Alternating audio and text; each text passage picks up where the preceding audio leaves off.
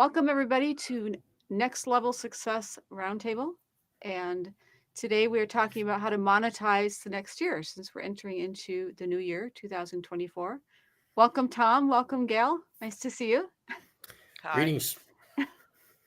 And several different things to consider. I was actually thinking about this because I don't know, I guess I was bored last night and I was looking up the cost of living in different cities. And Tom, I even looked up Denver. I know you've been in Denver, and it was interesting to me because in the Google response, the Google, like Google is some sort of entity, maybe, but Google's response for other cities was, hey, Atlanta is so many percentage points above the normal or, whatever the base level is. But for Denver, it didn't give percentage points. It just kind of said generally higher. And I thought, why is it not really telling me what Denver is? So I was doing all the calculations myself to figure out a percentage point, but I thought that was really interesting. It's like, do we not really have an answer for what the cost of living index is for Denver? Or where do you find that? But I do think it's important for people if they're looking at the next year and they're thinking, hey, I'm going to move to a new city. Don't just, and I know this because my daughter and her husband just did that. They moved to another city and they did move to Denver, by the way. And I'm not picking my daughter. I love her dearly. I love my son in law. But if you're moving to a new city, please look at the cost of living index so you can compare that to what you're making, because it might not actually, the math might work. So now I've babbled enough.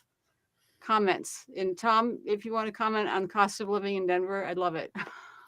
Well, I left Denver. I'd been there off and on for 20 years.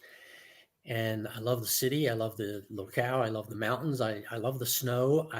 There's just everything to love about it until the cost of living went outrageously high. Now, there can be a lot of dynamic factors there, macroeconomics, all that good stuff. But the point to me was that you had a lot of people come there from California. People were escaping California, which was a horribly expensive place to live. And so they would come to Denver and they would see these houses that for Denver people were incredibly overpriced for what the market ought to bear. For them, this was cheap. And so they scarfed them all up and all the property values went up. And so a lot of people, myself included, basically got priced out of the market.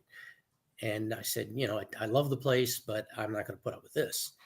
And so I believe that perhaps under the new math that is being taught, Google may not have been able to recognize a number that high. So that's why it defaulted to it's higher. We don't know how much, but it's higher. I just But yeah, think they don't want to say how high it is. It's so that's my high that point. Yeah. it's better to just say it's higher than it is to admit how much higher it Yeah. is. That may be true. I think when I did the math, it said 4%, but in talking to my daughter earlier, I'm thinking, based on, and I'm certainly not going to give the math. I'm not going to disclose how much my son-in-law makes, although it's a good amount, but all that. But I think it ended up being 4%, but that doesn't jive with what I happen to know about my daughter and my son-in-law and what they're paying for rent. It's like compared to they moved from more of the Atlanta area, which isn't necessarily cheap, but it was more reasonable than the Denver area. And I'm like, that's the math doesn't make it. Two areas that you might explore if it's an important number. If you're thinking of moving there and you need the number, the first thing I would suggest is check in with the Denver Business Journal. They run a lot of articles about this very thing of how business costs are increases and wholesale prices and retail prices are all, and so I found some good information there. Then you've also got government sites, and there's two of them. The Department of Commerce, Census Bureau has a lot of that information. But where I find some of the better information, it's always suppressed in terms of, is it really that low? But the government now has a cost of living differential applied to the general schedule for federal employees. So if I am in, Timbuktu, wherever, and I have a really low cost of living and they transfer me to DC, my pay gets elevated to cover that. And those percentage deltas amongst different cities can be calculated from online resources, again, through Department of Commerce, Census Bureau, and through OPM, Office Personnel Management sites. So, you got to know where to look for these things, but I just offer that to you, that there are these resources that can give you better numbers. And then you have to decide whether that's really it. if I'm not buying a new house, what do I care if the cost of housing has gone up? Well, That's it. maybe if the cost of rents have gone up, that's more important to me. So you got to look at where that cost of living truly hits you versus everybody else in the world. Well, and also Right. you need to look at the housing. Is it affecting like the schools and things like that? If you don't have children, do you care about where the house is related to the schools and so forth? I mean, do you need that $4,000 more of rent or something because it's in a great school district? You don't care. But it's always been like this. When I worked at IBM, they always had openings in San Diego and San Francisco, and everybody wanted to transfer there, but nobody could afford to move there, and that's why they had openings. And then when I transferred myself to Texas, I was for years, and I said, I don't because the cost of living is so much cheaper there. And for me, especially because I had horses, I needed grass, and I went from the desert to a place where grass was abundant, saved me a whole lot of money. And so I thought that was funny. And then I got a raise the very next year, so it wasn't necessarily true either. Well, and Dallas, technically we lived in the Dallas area, but we actually were out, oh goodness sakes, I can't even remember the city, and I think that's a psychological block. But it was like, oh, it was past McKinney because McKinney was okay, but then there's some, I think it's Princeton or there's some other little cities out there, little towns, I might say, and my son got attacked in school. He was molested in school. He literally got choked in a bathroom. I mean, it was just some. I won't go all into it, but it just some really crazy stuff. We got threatened. The Ku Klux Klan came to us with a gun and said, "You join, or we're gonna kill you." I mean, it was crazy stuff. But yet, it's funny because you go 5 miles, you're in the McKinney area. That was okay. You go a little further, you're in the Dallas area. That was okay. So kudos to Dallas, kudos to McKinney. Had we moved just 10 miles further and not bought our house out in that town, probably fine. Our kids would have been fine in the school district, in the McKinney school district. Our kids would have been fine maybe closer to Dallas. So some of that doesn't have anything to do with money, but find out about the area you're living in. Even though it looked like a really nice, safe, out in the country neighborhood, sometimes you're not in the right neighborhood. Wow. I lived in Kaufman, which is not real far from there, and I never heard of anything like that going Oh, on. it was really, we lived there for a year. My aunt lived in McKinney, so we helped take care of her. You She live was, but New Hope, Princeton, Lowry mhm. Crossing, Oh, Farmersville. that was it. That's where our house was, Lowry Which Crossing. one? Lowry Crossing. That is wild. Wow.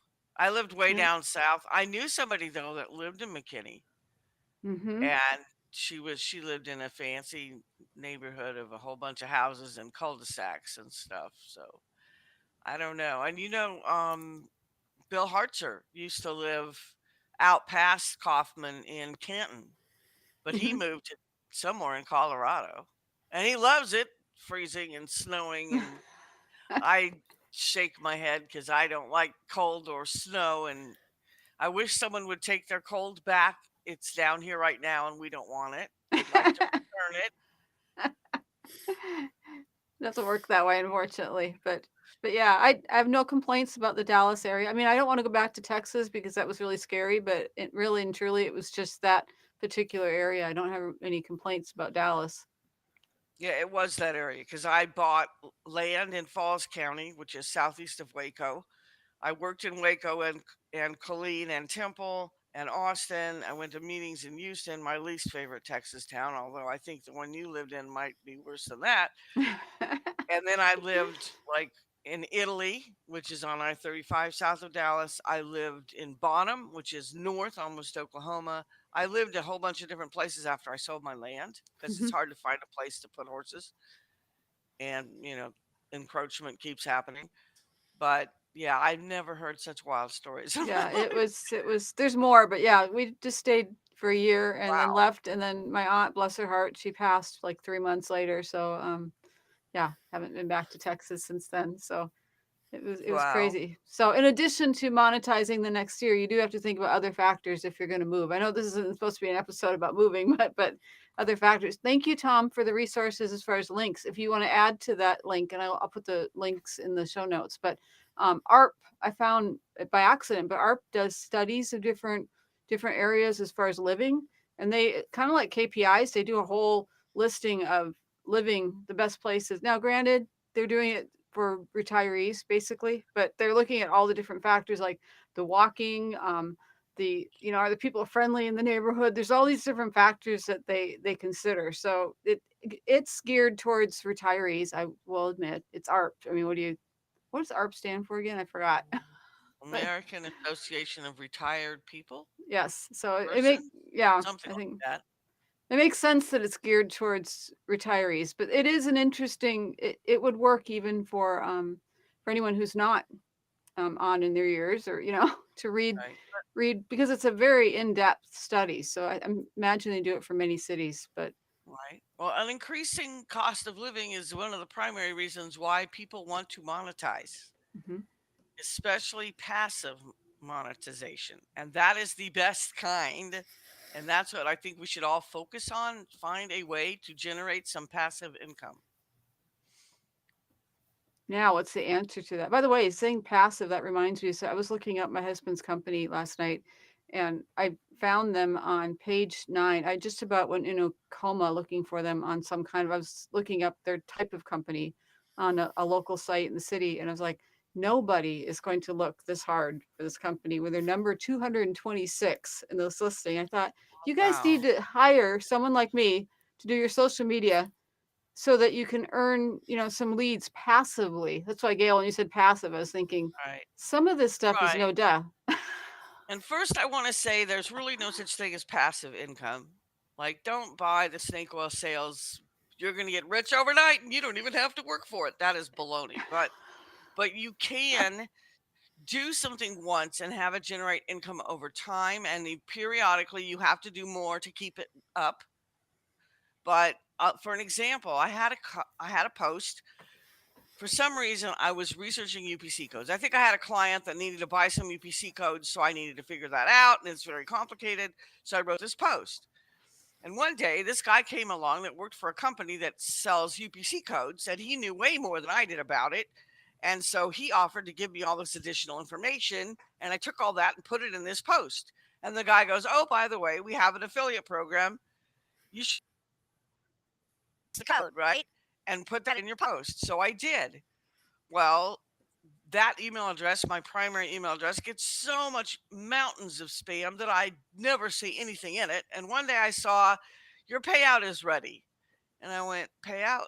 Payout for what? So I look at it and I've got $1,843 in earnings for people buying UPC codes from this blog post, which I have never SEO'd or done anything much, except that that guy gave me the information I had not been able to find about when you need to buy the high dollar UPC codes and when you could get the reseller CPC codes, because there's Wow. a big price difference, but you have to have the high dollar ones to sell on Amazon, right? And some other places like eBay and a few other places like maybe you do for Walmart, but you don't for Target or some other silly nonsense. But anyway, so I wrote this really good post, and this guy gave me all this information. And because of the information he gave me, and that I republished it, and it had a lot of good information, so people started looking for it, it makes money every month. It makes $30 or $40. You add that And up. over years, it added up. It's now made over $2,000. And so ideally, we should look for opportunities to do that.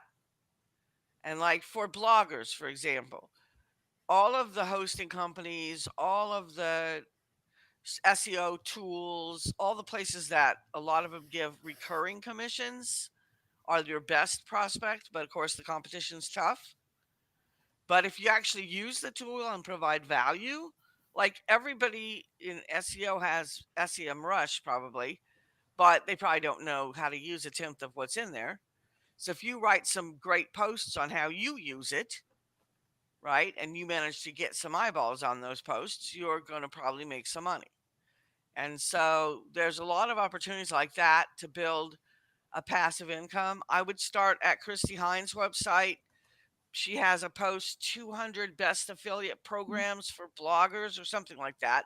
She hasn't updated in a year or two last time I looked, but it's like a whole laundry list of everything you could possibly want to promote. Look in there, pick the thing you most want to use or do use, and start there.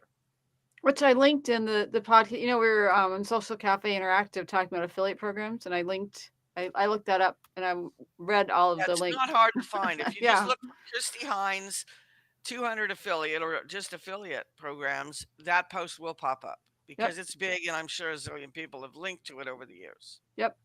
Yep. Very, And it's very been there a helpful. long time, but she has updated it over the years too. Yep. Yeah. There's a lot on that list. I was noticing that. Yeah, I use quite a few of those that are on the list. Yeah, and that's the ones to start with. Start with one you use that you can provide real value. If you don't use any or you need to expand, use G2, which used to be G2 Crowd. Use Capterra. There's one other one I can never think of where they have really good reviews and people make videos that end up in there. And the reviews are very good. Like, let's say you need to pick a new tool. Go read the reviews and somebody will mention something that you could have never found anywhere else that applies to you, that makes that tool a must have or a no go. I'm looking up the other company and I can't remember what the other company is, but Tom, you have thoughts?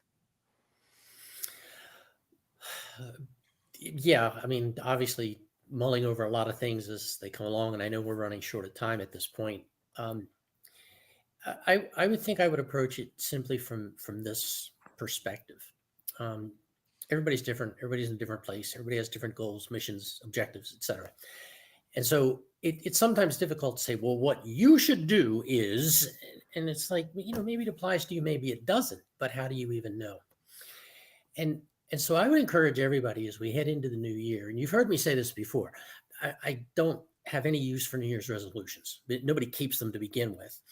And what you need are goals and systems designed around achieving those goals. But just because I'm not a big fan of resolutions doesn't mean this isn't a great time to lay out some plans and set some goals for this. And so if you look to have a way to better monetize next year, then you need to figure out the ways that you make income, the ways, take an inventory, the ways you've made income in the past, the things you are capable of doing, the things where certain incremental improvements would make you better at it, and figure out some of those kinds of things where you can say, okay, here's what I'm going to do. And I want you to be very, very specific about that, because like a resolution, we say, well, I'm gonna lose weight in the new year. Well, what are you going to do? Oh, well, I'm going to lose weight. Yeah, but you got to do something, change what you're doing now to make that happen. And that's why resolutions never really work. But if you use, and a lot of people like the SMART acronym to set your goals, and if you can set those and say, well, I want to lose 50 pounds this year. I divide that by 12. How many pounds a month is that? How many pounds a week is that? What is my caloric intake? Am I keeping track of that? Am I reducing it? Am I staying away from glutens or wheats or sugars or whatever it is? We all have different triggers of our metabolism. And so you've got to figure those kind of things out. And once you figure that out, you set up a system like, I'm not going to buy chocolate chip cookie dough at the store anymore. Well, I'm not going to do it for the next year. Okay. Just, I limit it. Not today, maybe another time. And so when you start making those actual changes, now you've got something you can measure. You've got a goal against which you can measure your progress. And that is a much better way to set yourself up for what you're trying to do. Same with monetization. I want to make $1 million next year. Well, great. What are you doing now that is worth $1 million? Well, I haven't figured that out. Okay. Don't you think that's a good place to start? How are you making the money? How much money could you make? How big is that market? Has that market changed? Do you have to change what you're doing? I mean, it's not a simple process. It's fairly complicated, but applying enough brain power behind it and motivation, because ultimately you're going to have to do it. Planning is not doing. Thinking is not doing. I hate to say this because I'm a big fan of reading, but reading is not doing. Good I have an point. online platform, and so I hate to say this too, but learning is not doing. you know, you need all that, sure, but ultimately you've got to do something. And I think that would be my major encouragement for everybody, and regardless of whether it's monetization or losing weight or whatever objective you have, think about it in those terms. I think you'll find a better solution as we get into the new year. Well, I think, and combining what you're saying, Tom, with what Gail said, and I was thinking about Gail when you were talking about the blog post that made $2,000. And I know that was over time, but if we say, hey, that's over 12 months, let's say.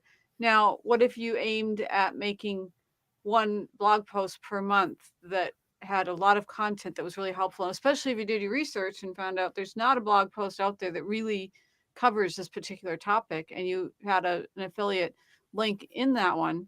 If you did 12 of those per year and they're pulling in 2,000, I mean, I realize it's only 24,000, and 24,000 was a lot more in 1991 than it is now. I realize that, but 24,000, do that this year in addition to whatever else you're doing to monetize, and then do that next year. Now, if you're repeating it and you've got 48,000, the next year, do it in 2 more years, you've got 96,000. I mean, combining that, now we're actually doing the how are we getting there? We're actually breaking that down, as Tom said. So, I mean, you combine what you said, Tom, what Gail said, there's actually a method. And not to say that's the only thing. That obviously it appeals to me. I'm a writer, blogger.